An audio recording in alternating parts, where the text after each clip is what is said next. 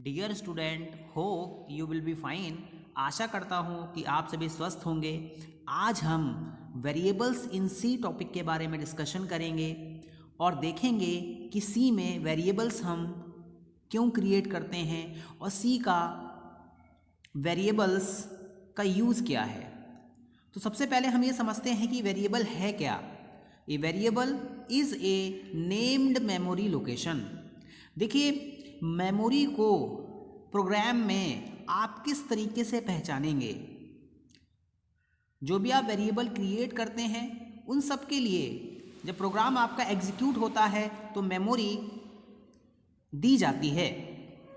Basically जो भी आप डाटा स्टोर करते हैं वो वेरिएबल में जाके स्टोर होता है। फॉर एग्जाम्पल मैंने यहाँ पे लिखा integer a is equal to 5। तो ये जो 5 है मेरे लिए डाटा है और ये इस वेरिएबल में जाके सेव हुआ। तो सबसे पहले जैसा कि इसका नाम जो लिटरल मीनिंग है वेरिएबल वेरी करेगा, इट मीन्स प्रोग्राम एग्जीक्यूशन जब हो रहा होगा तो इसकी वैल्यू चेंज होती रहती है, इसलिए इसको वेरिएबल कहा गया। जैसा कि मैंने आपको बताया है it's value can be changed, इसकी वैल्यू चेंज होती है। And it can be reused many time, और इसको हम बार बार यूज़ कर सकते हैं। सपोज आपने ए की वैल्यू को इंक्रीमेंट कर दिया, यहाँ पे 6 हो गया, आपने फिर +2 कर दिया, यहाँ पर 8 हो गया। तो इस तरीके से जो वैल्यू है वो चेंज होती रहती है। देखिए, मेमोरी लोकेशन जो है, जो भी डाटा आप यूज़ करेंगे अपने प्रोग्राम में वो कहीं ना कहीं जाके मेमोरी में सेव होगा।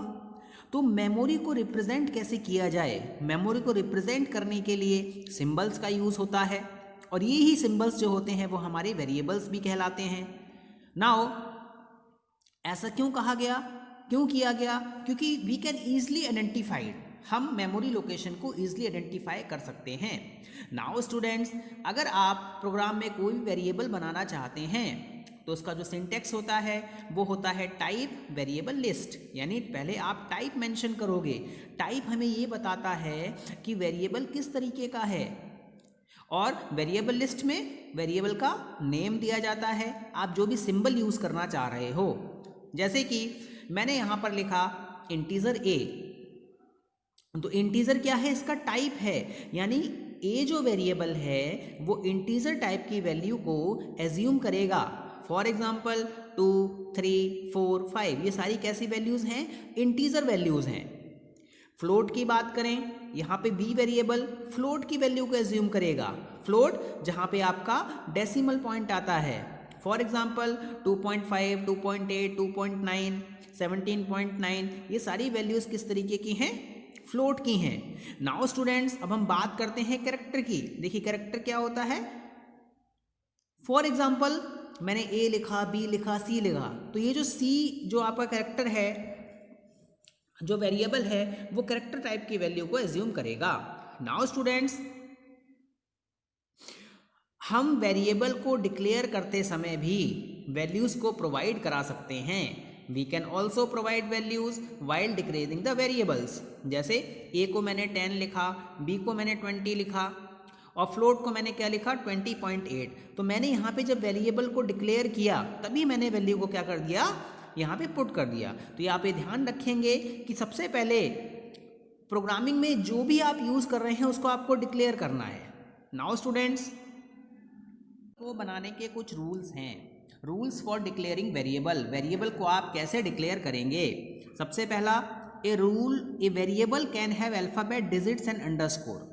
वेरिएबल में आप अल्फ़ाबेट का यूज़ कर सकते हो, आप डिजिट्स का यूज़ कर सकते हो, आप अंडरस्कोर का यूज़ कर सकते हो, लेकिन वेरिएबल में आप कोई स्पेशल कैरेक्टर का यूज़ नहीं करेंगे। नाउ स्टूडेंट्स, जो वेरिएबल का नेम है वो अल्फ़ाबेट से स्टार्ट हो सकता है, अंडरस्कोर से स्टार्ट हो सकता है, लेकिन आप इसको कभी भी न्यूमेरिक डिजिट से स्टार्ट नहीं करेंगे। A variable name can start with N alphabet, वो अल्फ़ाबेट से स्टार्ट होगा, अंडरस्कोर से स्टार्ट होगा, लेकिन डिजिट से आप इसको स्टार्ट नहीं करेंगे। देखिए जैसे कि यहाँ पे लिखा है ABC, ये सही है क्योंकि यहाँ पे जो वेरिएबल का नेम है वो अल्फ़ाबेट से स्टार्ट हो रहा है। और यहाँ पर देखें तो यहाँ पर वेरिएबल का नेम अंडरस्कोर से स्टार्ट हो रहा है, बट ये क्या है, रॉन्ग है, क्योंकि यहाँ पर जो हमने वेरिएबल का नेम स्टार्ट किया है वो 0 से स्टार्ट हुआ है, यानी डिजिट से स्टार्ट हुआ है, तो ये क्या है, गलत है। दूसरा, no white space is allowed within the variable name, variable के नेम के बीच में स्पेस अलाउड नहीं होगा। फॉर एग्जाम्पल आपने यहाँ पे लिखा ए, उसके बाद में यहाँ पे लिख दिया बी, तो ये जो स्पेस आया ये क्या है, गलत है, आपको यहाँ पे स्पेस यूज नहीं करना है। नाउ स्टूडेंट्स, वेरिएबल का जो नेम है वो हमेशा आपका क्या रहेगा, यूनिक रहेगा।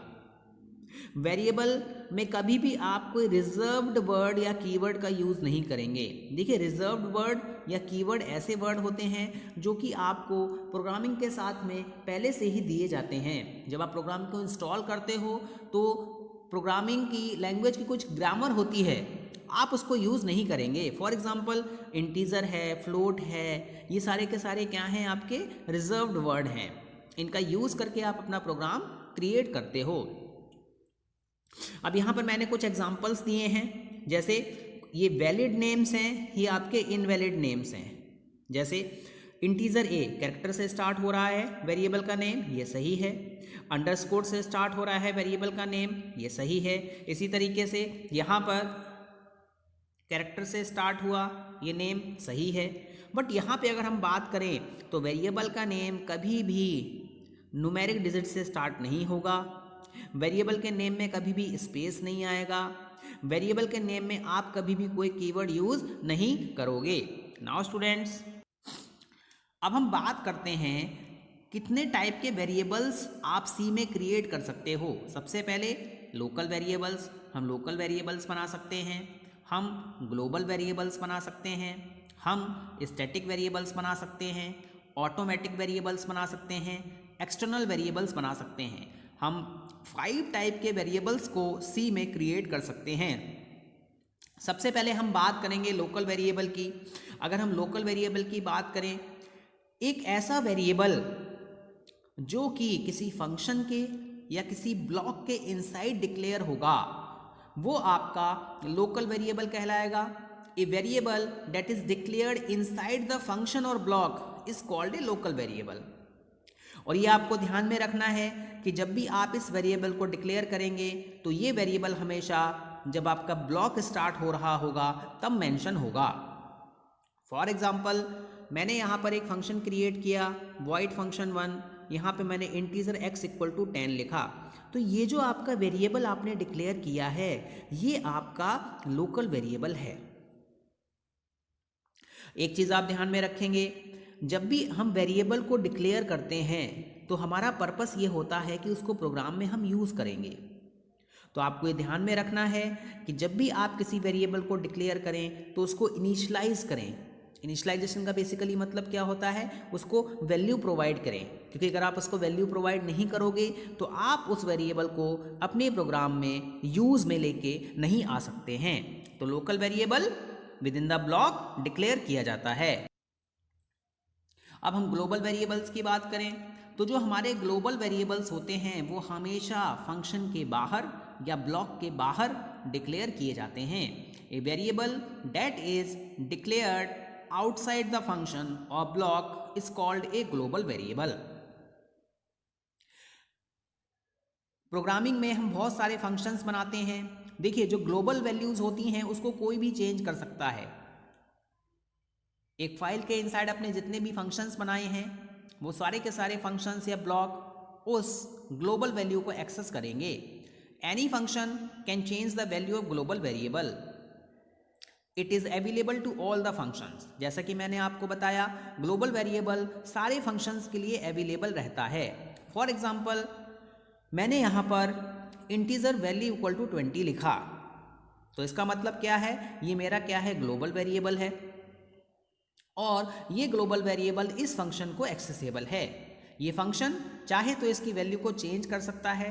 फॉर एग्जाम्पल, यहाँ पे मैंने लिखा वैल्यू प्लस प्लस, इसका मतलब क्या हुआ, इस फंक्शन ने इस ग्लोबल वेरिएबल की वैल्यू को चेंज कर दिया। तो ग्लोबल वेरिएबल फंक्शन के बाहर और ब्लॉक के बाहर डिक्लेयर किए जाते हैं और सारे फंक्शंस के लिए और ब्लॉक के लिए ये अवेलेबल रहते हैं। नाउ स्टूडेंट्स, अब हम बात करेंगे स्टैटिक वेरिएबल की। अगर मैं स्टैटिक वेरिएबल की बात करूं तो देखिए, जितने भी वेरिएबल्स हम बनाते हैं उन सबका अपना अपना यूज़ होता है। स्टैटिक वेरिएबल एक ऐसा वेरिएबल होता है जिसके आगे हम स्टैटिक कीवर्ड लगाते हैं। स्टैटिक क्या है? एक कीवर्ड है, एक रिजर्व वर्ड है जो कि जब प्रोग्रामिंग के साथ में आपको मिला है। अगर आप ये चाहते हैं कि दो फंक्शंस के बीच में वैल्यू क्या रहे, रिटेन हो जाए। रिटेन का बेसिकली मतलब क्या हो जाए? होल्ड हो जाए। जैसे एक फंक्शन ने वैल्यू को इंक्रीमेंट करके 2 किया तो दूसरे फंक्शन को जब वो वैल्यू मिले तो 2 मिले। ऐसा नहीं है जो आपने ग्लोबल में डिक्लेयर किया है वही वैल्यू उस फंक्शन को मिले। नाउ स्टूडेंट्स, तो यहाँ पर मैंने एक फंक्शन बनाया। इस फंक्शन में मैंने एक लोकल वेरिएबल लिया इंटीजर x इक्वल टू 10, एक मैंने स्टैटिक वेरिएबल लिया y इक्वल टू 10, x पे मैंने x प्लस 1 कर दिया, यानी इसकी वैल्यू कितनी हो गई? 11 होगी। इसकी वैल्यू कितनी हो गई y की? इसकी भी 11 होगी। जब आप इसको प्रिंट करेंगे तो यहाँ पे 11 11 प्रिंट होगा। नाउ स्टूडेंट्स, बट y की वैल्यू जब नेक्स्ट टाइम आप प्रिंट करेंगे तो वो 12 प्रिंट होगी, क्योंकि y की वैल्यू रिटेन हो जाएगी। स्टैटिक का जो लिटरल मीनिंग होता है वो फिक्स। अगर आपने एक बार स्टैटिक कीवर्ड का यूज़ कर लिया तो उसकी वैल्यू जितनी बार आप चेंज करेंगे मेमोरी में आपको वही वैल्यू देखने को मिलेगी। नाउ स्टूडेंट्स, इसके बाद हम बात करते हैं ऑटोमेटिक वेरिएबल्स की। देखिए, सी के इनसाइड हम जितने भी वेरिएबल्स बनाते हैं बाय डिफ़ॉल्ट ऑटोमेटिक होते हैं। आप इसके आगे ऑटो कीवर्ड लगाइए या नहीं लगाइए, ये ऑटोमेटिक कीवर्ड कहलाएगा। देखिए, ऑटोमेटिक बेसिकली क्या होता है? इनको मेमोरी जो मिलती है वो आपकी रैम में मिलती है। हम स्टैटिक की बात करें तो स्टैटिक वेरिएबल्स को जो मेमोरी मिलती है वो आपकी रजिस्टर्स मेमोरी मिलती है। तो आप ये ध्यान में रखेंगे, अगर आपने इसके आगे ऑटो मेंशन किया है तो ये ऑटोमेटिक वेरिएबल है, बट अगर आपने मेंशन नहीं किया है तो बाय डिफ़ॉल्ट कंपाइलर इसमें क्या करेगा? ऑटोमेटिक कीवर्ड को पुट कर देगा। नाउ स्टूडेंट्स, अब हम बात करते हैं एक्सटर्नल वेरिएबल की। देखिए, अगर हम एक्सटर्नल वेरिएबल की बात करें, अगर आप ये चाहते हैं कि मुझे दो फाइल के बीच में वैल्यू को होल्ड कराना है तो आप वहाँ पे एक्सटर्नल वेरिएबल का यूज़ करेंगे। यहाँ पर मैंने दो फाइल बनाई, एक मेरे पास में myfile.h है, दूसरी मेरे पास में program1.c है। यहाँ पर मैं x की वैल्यू को एक्सटर्न बना रहा हूँ। इट मीन्स ये वाला जो प्रोग्राम है इस वैल्यू को होल्ड कर सकता है। तो आपको ये ध्यान में रखना है, हम 5 तरीके के वेरिएबल्स बनाते हैं सी में। पहला है हमारा लोकल वेरिएबल, दूसरा ग्लोबल वेरिएबल, तीसरा स्टैटिक वेरिएबल, चौथा ऑटोमेटिक वेरिएबल और फिफ्थ हमारे पास में एक्सटर्नल वेरिएबल। मैं आशा करता हूँ कि आपको ये लेक्चर समझ में आया होगा। धन्यवाद।